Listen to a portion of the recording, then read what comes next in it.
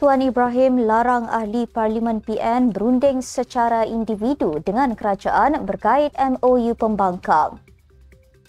Dua mufti tolak cadangan wakil rakyat pembangkang agar kerajaan ambil alih aset GISP jadikan muzium. Mas Ermiati sindir silap baca teks, Tiong King Sing cabar teruskan perbalahan di luar Dewan Rakyat. Mahkamah Agong Perancis tolak cabaran perundangan difailkan oleh sekumpulan yang mendakwa waris Kesultanan Sulu. Pakar sejarah negara Zainal Kling meninggal dunia di Hospital Shah Alam.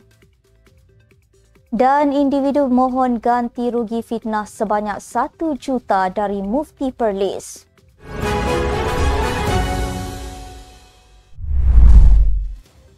Bismillahirrahmanirrahim. Assalamualaikum dan salam Malaysia Madani. Bersama saya Asma Ismail dalam Nextstep News edisi tengah hari. Jangan lupa ikuti kami di semua platform Nextstep Malaysia.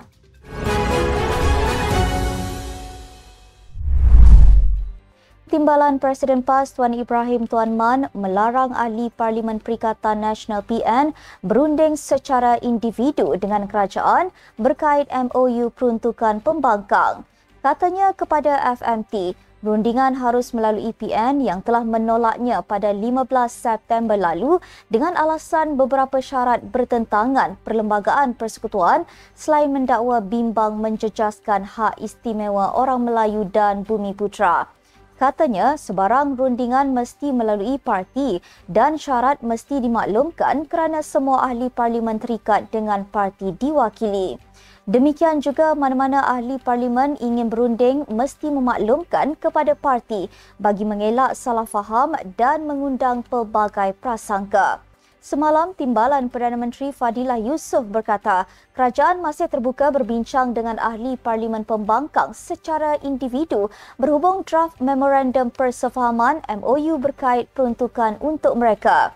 Beliau yang mewakili kerajaan bagi rundingan itu berkata, perbincangan secara berkumpulan tidak lagi dibenarkan memandangkan PN telah membuat keputusan menolaknya.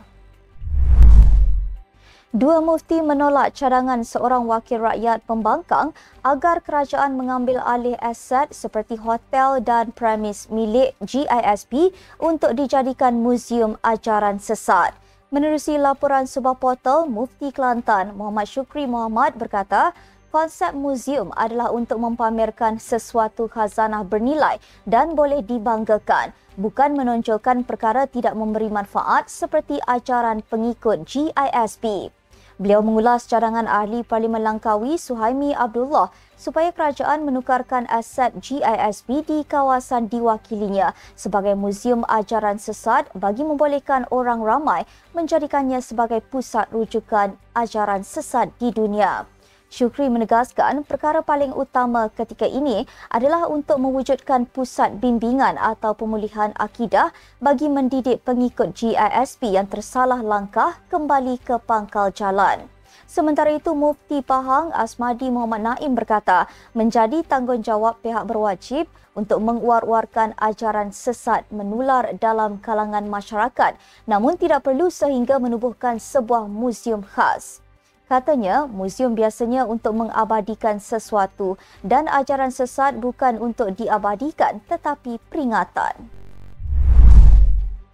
Tindakan Mas Ermiati mencelah ketika Menteri Pelancongan, Seni dan Budaya membacakan teks perbahasan menjadi isu apabila Tiong King Sing mencabar untuk meneruskan perbalahan di luar Dewan Rakyat. Ia bermula selepas Mas Ermiati menyindir Tiong kerana tersilap membaca semula sebahagian daripada teks perbahasannya. Tiong pula menyalahkan pemimpin bersatu itu yang mencelahnya dan menyebabkan kesilapan itu terjadi. Beberapa ahli parlimen lain ketawa dengan gelagat mereka yang berbalas kenyataan sekaligus menyebabkan Tiong mencabar untuk bergaduh. Sebelum pertelingkahan itu tercetus, Mas Ermiati bangun ketika perbahasan Tiong untuk meminta maklumat lanjut berkenaan beberapa geran kerajaan yang disebut menteri itu.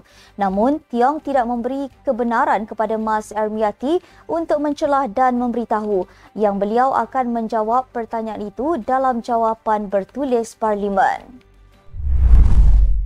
Menteri di Jabatan Perdana Menteri Undang-Undang dan Reformasi Institusi Azalina Othman Said berkata, Mahkamah Agung Perancis menolak sepenuhnya cabaran perundangan difailkan oleh kumpulan yang mendakwa waris Kesultanan Sulu. Menerusi hantaran di laman Facebook, beliau menyifatkan ia sebagai kemenangan bersejarah buat Malaysia kerana keputusan penting itu bermakna asas awal yang membawa kepada award akhir iaitu Malaysia perlu membayar pampasan.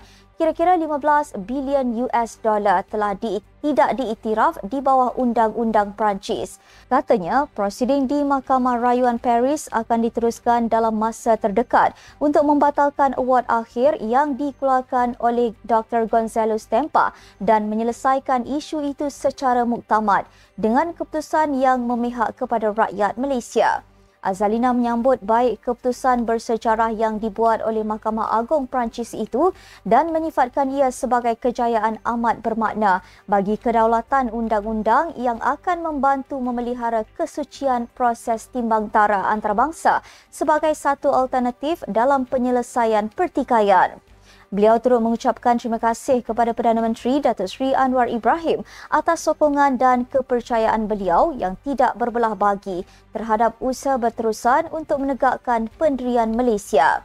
Sebelum ini, 8 warga Filipina mendakwa sebagai waris Kesultanan Sulu yang sudah tidak wujud memfailkan prosiding timbang tara di Sepanyol bagi menuntut berbilion dolar AS daripada Malaysia berhubung isu membabitkan Sabah dan sebuah mahkamah di Madrid pada Mac 2019 telah melantik Stempa sebagai penimbang tara bagi kes itu. Pakar sejarah negara Profesor Emeritus Datuk Dr. Zainal Kling meninggal dunia pada jam 4.30 pagi Khamis di Hospital Shah Alam. Bekas penyandang kursi Raja-Raja Melayu Universiti Teknologi Mara UiTM itu menghembuskan nafas terakhir ketika menerima rawatan di hospital berkenaan. Difahamkan jenazah masih berada di hospital dan akan dibawa pulang ke Surau Seksyen 3 Shah Alam bagi urusan pengebumian. Allahyarham merupakan Ketua Kluster Sejarah Warisan dan Sosio-Budaya Majlis Profesor Negara MPN serta Ketua Eksekutif Sekretariat Program Kongres Maruah Melayu yang dilangsungkan pada 6 Oktober 2019. Pada Rabu, anak Allahyarham Reza Zainal menerusi hantaran di laman Facebook memaklumkan ayahnya dibawa ke unit kecemasan hospital tersebut kerana tahap kesihatan yang semakin merudum akibat komplikasi diabetes dialami. Mufti Perlis Muhammad Asri Zainul Abidin dituntut untuk membayar ganti rugi fitnah sebanyak 1 juta. Tuntutan itu dibuat oleh pengusaha restoran Ahmad Muzaini Maidin susulan dia dituduh menjadi suspek dalam kes pembakaran kereta milik Asri pada 22 Mac 2019. Menurut tuntutan saman fitnah yang difailkan di Mahkamah Tinggi Kangar pada 7 Jun tahun ini, Muzaini mendakwa Asri memuat naik hantaran fitnah di laman Facebook drmaza.com pada 22 Mei 2019. Mengikut Undang-Undang Malaysia, tuntutan fitnah boleh difailkan dalam tempoh 6 tahun dari tarikh tindakan yang didakwa berlaku. Pemilik rangkaian restoran di Kangar itu menolak dakwaan berkenaan mendakwa defendant memuat naik hantaran itu dengan niat jahat.